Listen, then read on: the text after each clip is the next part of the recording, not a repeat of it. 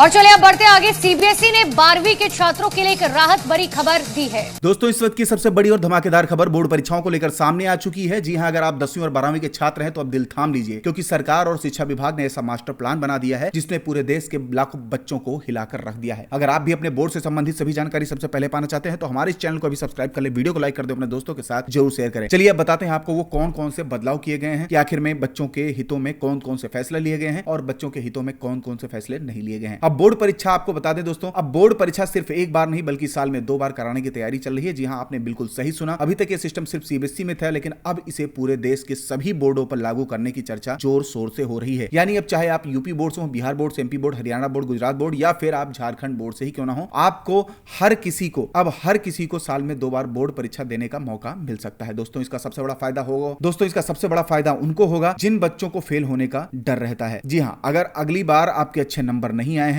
तो तुरंत दूसरी बार में उसके सुधार का मौका मिलेगा और रिजल्ट भी ज्यादा फेयर और यूनिफॉर्म तरीके से निकाला जाएगा। अब बात कर लेते हैं दूसरी सबसे बड़ी चौंकाने वाली खबर को। तो सीबीएसई ने 2026 में बोर्ड परीक्षा देखते हुए सैंपल पेपर्स और मार्किंग स्कीम पहले से ही जारी कर दी है, जहां बच्चों को इंतजार करने की अब जरूरत नहीं है। वेबसाइट पर जाकर आप अभी से पेपर्स देख सकते हैं और उसी हिसाब से आप अपनी तैयारी कर सकते हैं। खास बात यह है कि आप इस बार मार्किंग पैटर्न में कोई बड़ा बदलाव नहीं किया गया है, लेकिन सवालों को और ज्यादा बैलेंस्ड और कॉन्सेप्ट बेस्ड बनाया गया है। यानी रटने वाले बच्चे नहीं बल्कि कॉन्सेप्ट समझने वाले बच्चे बाजी मारेंगे। तीसरी और सबसे बड़ी बात यह है कि सरकार अब कॉपी की जांच रिजल्ट डिक्लेरेशन को पूरी तरीके से एक्टिव कर दी है।